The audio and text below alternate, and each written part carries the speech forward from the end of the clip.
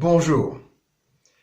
Nous allons aujourd'hui ouvrir le dossier de Vladimir Poutine. Première partie, l'enfance. Question. Vladimir Poutine est-il un criminel né?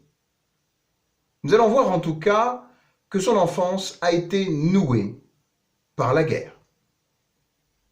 Pur produit de la fin du stalinisme, Vladimir Poutine est né le 7 octobre 1952 à Leningrad, après donc la Seconde Guerre mondiale. Il est souvent rapporté la misère totale de ses origines, ayant grandi seul dans les 20 mètres carrés de l'appartement communautaire d'une famille ouvrière, ses parents travaillant à l'usine ferroviaire de Leningrad. Le quartier est l'un des plus défavorisés, soumis aux lois de la rue, où pour survivre, il faut sans cesse se battre. Ses grands-parents paternels étaient également des paysans du hameau de Pominovo, appartenant au village de Tourguinovo, au nord de Moscou, installé là depuis la fondation du village au XVIIe siècle.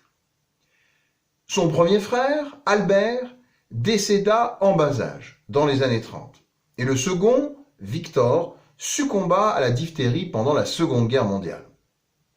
Vladimir est donc l'enfant tardif de parents rescapés du siège de Leningrad qui fut soumis au blocus des troupes allemandes durant presque 900 jours, de 1941 à 1944, tragédie qui se solda par 1 800 000 morts. On pourrait donc dire que la façon dont Vladimir Poutine a aujourd'hui de répondre coup par coup au niveau international remonte à cette enfance qui fut marquée d'un sentiment aigu de l'héroïsme national, doublé d'une rage de vivre. On sait moins que Vladimir Poutine a surtout été séparé à l'adolescence de son père biologique, envoyé au goulag, bien qu'on ne connaisse pas tous les détails. Le goulag, dont on sait néanmoins qu'il emprisonnait alors des criminels de droit commun, mais également des dissidents, des opposants réels ou supposés de toutes sortes. Poutine a alors été placé dans un orphelinat soviétique, dans des conditions très dures, au point d'être pratiquement martyrisé, et il dut son salut à un certain Youri Andropov, qui le sortit de cet enfer en l'adoptant. Cet homme n'est autre que le président du KGB de 1967 à 1982, et il deviendra l'influence secrétaire général du comité central du Parti communiste. Un père spirituel qui imprimera à l'évidence sa marque sur le jeune homme. Ce sont à l'époque des amis de son père qui ont sensibilisé Youri Andropov à faire quelque chose pour leur vieux camarade, ou d'au moins sauver l'enfant. Mais Andropov relancera aussi la répression contre les dissidents à partir de 1956, considérant que toute contestation devait être vue comme une activité anti-soviétique, fondée alors sur l'article 70 du Code pénal soviétique, recourant allègrement à l'exil et à l'internement psychiatrique de force. Il semble bien également que Vladimir Poutine marcha dans les traces de son père biologique, Spiridonovitch Poutine, prénommé également Vladimir. En effet, ce dernier finit par devenir soldat de l'armée rouge dès 1941, malgré le goulag, et fut même considéré comme un homme décisif dans la plus grande bataille autour de Leningrad. Envoyé près de Kengisepp, non loin de l'Estonie, avec 27 autres soldats soviétiques, il fut trahi par les habitants en tombant dans un piège tendu par les Allemands. Mais sur les 28 soldats, 4 seulement revinrent de la ligne de front, son courage ayant fait la différence. On sait aussi qu'il dut un jour son salut en plongeant dans l'eau d'un marais où il survécut en respirant grâce à un roseau. Poutine père fut également mobilisé dans une unité de sabotage du NKVD, le NKVD étant l'ancêtre du KGB, qui ne pouvait qu'inspirer encore le futur président de la Russie. Son père, le héros, fut alors déployé dans une place forte pilonnée par les Allemands, par des impitoyables nazis, près de Leningrad. Or, il fut gravement blessé à la jambe gauche, blessé par une grenade et hospitalisé dans l'ancienne capitale impériale, alors qu'il dépendait toujours des services secrets russes. C'est dire la force mentale de cet homme qui fut plus tard aux 2/3 invalide. Des événements en tout cas qui prennent tout leur sens quand on pense au prétexte actuel de dénazification du régime ukrainien par la Russie va-t-en-guerre. L'environnement des plus hostiles de la Seconde Guerre mondiale n'épargna pas non plus la mère de Vladimir Poutine, Maria Ivanovna Poutina, restée à Leningrad en pleine guerre et dans le plus grand dénuement. Elle survécut par miracle, nous le savons, aux 872 jours du siège de la ville, pour être très exact. Mais un jour, affamée, elle tomba d'inanition, totalement inconsciente. Les équipes chargées de ramasser les corps dans la ville crurent qu'elle était morte et s'apprêtaient à s'en débarrasser avec d'autres, quand son mari, sorti à peine de l'hôpital, stoppa tout net l'ensevelissement. Vladimir Poutine raconte lui-même cet épisode saisissant. Je cite: « Elle était encore vivante et il a dû l'extirper du tas de cadavres. » L'histoire veut en effet que son père reconnut les chaussures de sa mère, alors qu'on l'enterrait vivante dans une fosse commune. Le renseignement, pourrait-on dire, avait sauvé sa mère. D'où l'intérêt d'être renseigné partout et surtout pour le futur président. Mais ce fut sans doute aussi un épisode fort traumatisant pour le petit Vladimir, qui laisserait à penser qu'il faille être pour lui le plus fort en toutes circonstances, plutôt que de creuser sa tombe dans tous les sens du terme, avec la honte et l'humiliation en prime d'une telle faiblesse à ses yeux.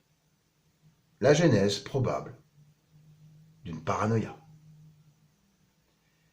C'est ce qui expliquerait aussi que Vladimir Poutine n'a plus jamais revu sa mère depuis l'adolescence, tout comme il ne l'invitera jamais au Kremlin durant toute sa carrière. Ceci selon le documentaire d'Ineke Smits en 2008 à regarder. Il tourne définitivement le dos à ses origines malheureuses, ne retenant que les heures glorieuses de ses deux pères, débattant quasi invulnérables et intouchables lorsque le pouvoir s'en mêle. Son père biologique deviendra d'ailleurs informateur pour la police et ouvrier dans une usine d'armement après la guerre. Des éléments qu'il est difficile aujourd'hui de ne pas rapprocher des principaux centres d'intérêt qui motivent grandement le président russe. Ceci est tellement vrai qu'il prend souvent exemple de la même manière sur son grand-père maternel cette fois-ci, Ivan Chebolov, ayant brillé lui aussi à la guerre, toujours contre l'Europe occidentale, mais cette fois-ci contre les troupes autrichiennes lors de la Première Guerre mondiale. Vladimir déclarera même à son propos une phrase qu'il aurait pu tout autant dire aujourd'hui. Je cite: « Il avait remarqué, mon grand-père, un soldat ennemi qui le visait de la tranchée opposée. Alors, il a tiré le premier. » Une vision qu'il confirmera en octobre 2015 d'une autre manière. Je cite: « Il y a 50 ans, la rue de Leningrad m'a enseigné une règle.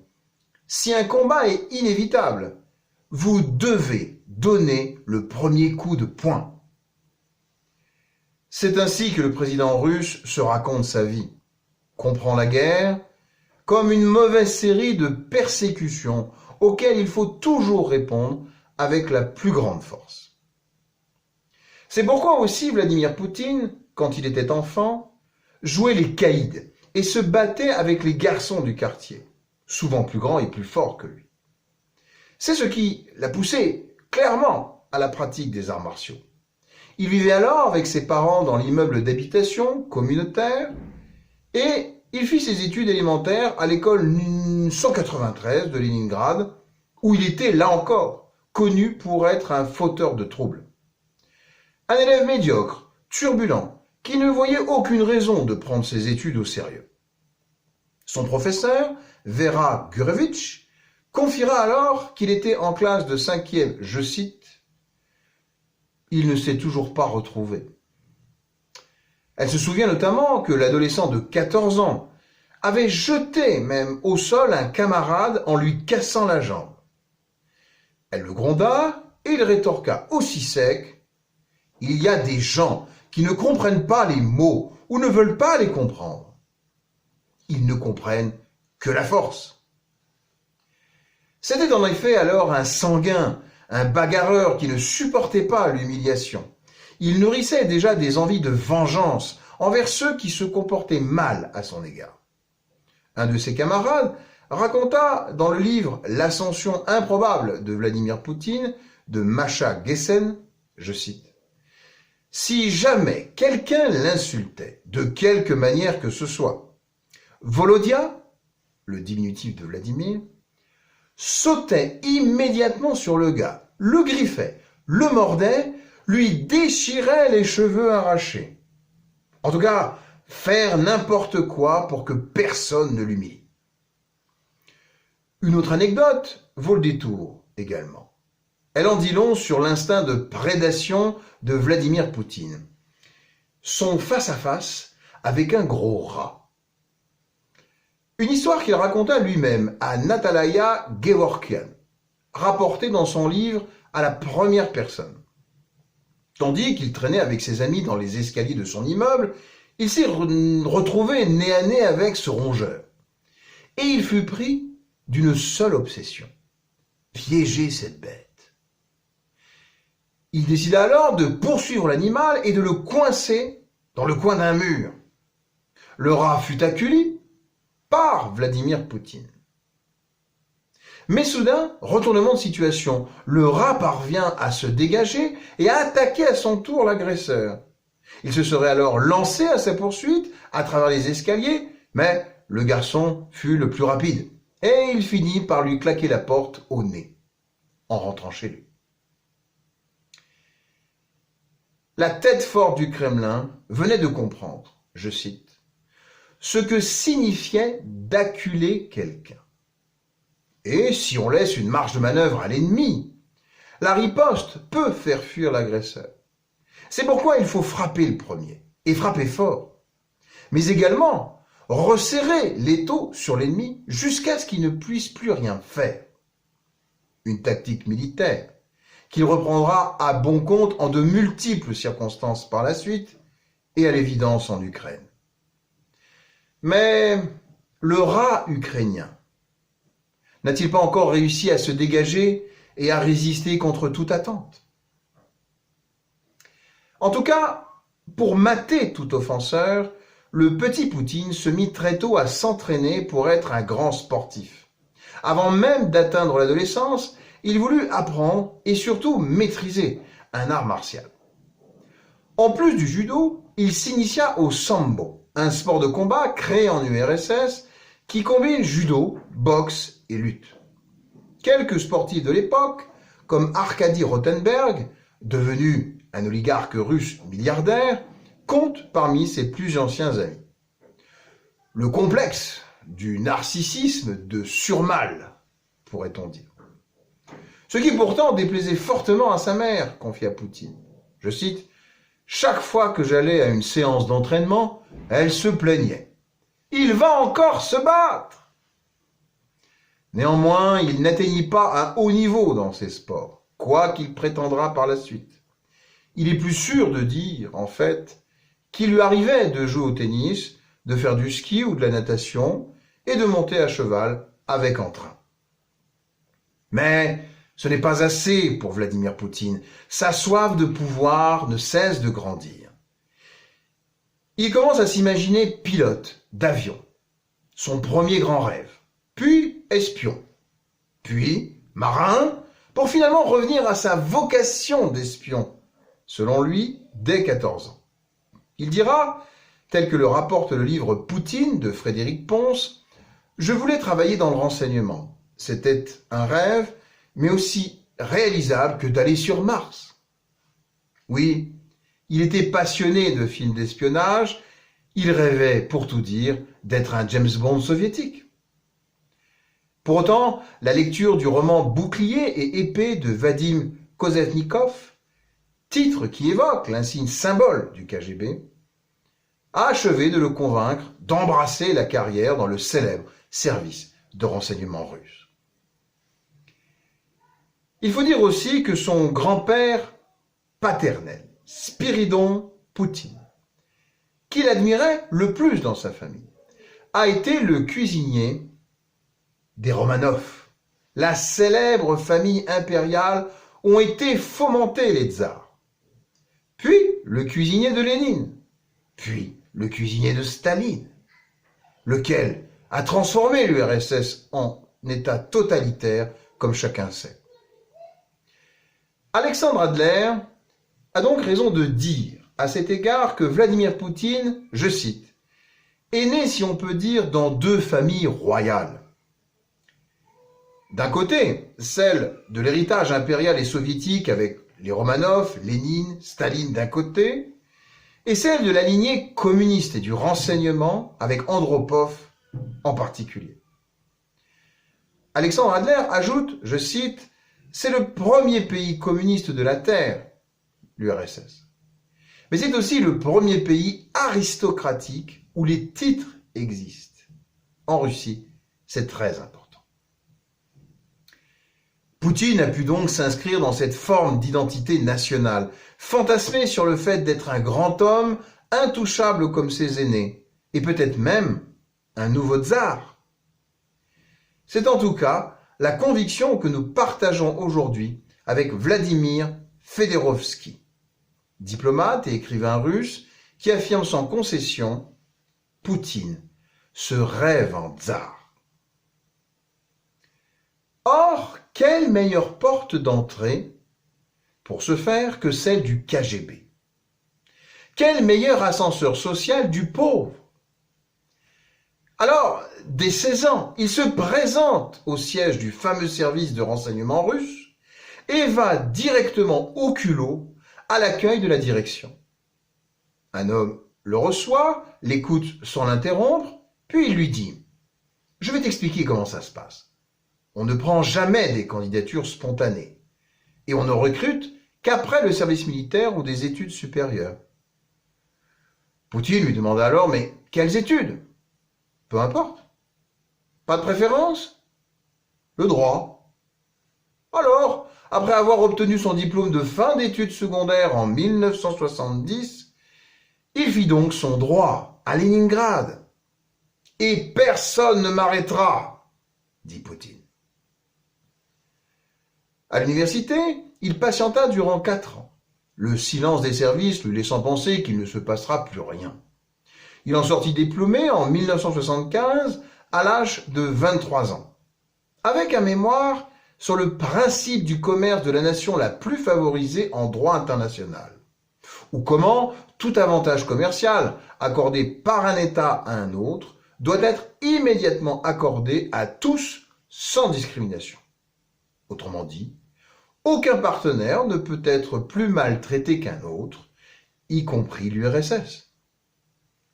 Or, Anatoly Sobchak, professeur à l'université, qui fut son superviseur académique, l'introduira également en politique, en le faisant vice-maire de Saint-Pétersbourg, à ses côtés. Nous y reviendrons. C'est qu'entre-temps, Poutine, diplôme en poche, reçut l'appel d'un anonyme. Le rendez-vous eut lieu dans le hall d'entrée de la faculté. Un homme essoufflé arriva alors avec 20 minutes de retard et lui dit « Tout est arrangé, Volodia. Que diriez-vous si vous étiez invité à travailler dans les services ?» Poutine n'hésita pas une seconde, malgré la mauvaise réputation du KGB. Qui se ressemble, s'assemble sans doute. Commence alors une formation intensive, où il apprend toutes les techniques d'espionnage et de contre-espionnage. Renseignement, filature, élimination à main nue ou au poison, mise en scène de faux suicides.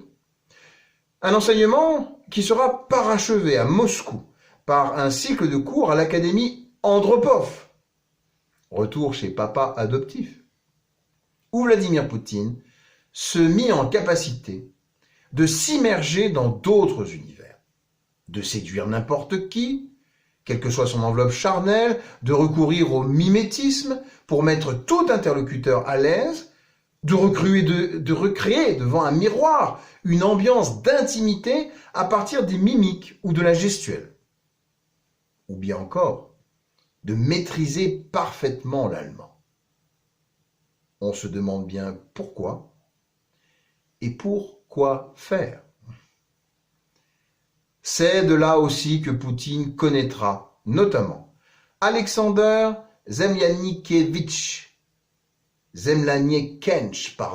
un des hommes du KGB de l'époque communiste à Leningrad, qui accompagnera sa carrière avec l'actuel chef des services de sécurité FSB, Alexander Bortnikov, et le chef des services de renseignement extérieur SVR, Sergueï Narychkin.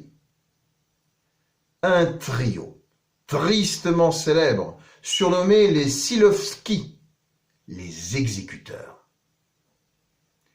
C'est que déjà, dès l'entrée de Poutine au KGB, des voix s'élevaient pour prévenir qu'un tel homme constituerait plus un problème qu'un atout au sein des services. Selon Sergueï Girnov, par exemple, ancien collègue du nouvel agent, en particulier à ses débuts, je cite, « Il était insignifiant et a d'ailleurs raté sa carrière d'espion. Je n'ai pas beaucoup d'estime pour lui, car c'est quelqu'un qui est très retors, très tordu. Sans doute pensait-il que les services spéciaux sont une fin pour parvenir au pouvoir, alors qu'ils ne doivent rester qu'un moyen à son service. Et les ressources humaines des services de renseignement soviétiques avaient même été alertées sur le cas Poutine. Des signalements qui expliquaient alors, je cite, que ce personnage ne savait pas mesurer le degré de danger et était donc dangereux pour lui et le service. Faudrait-il encore aujourd'hui ajouter, et pour le monde.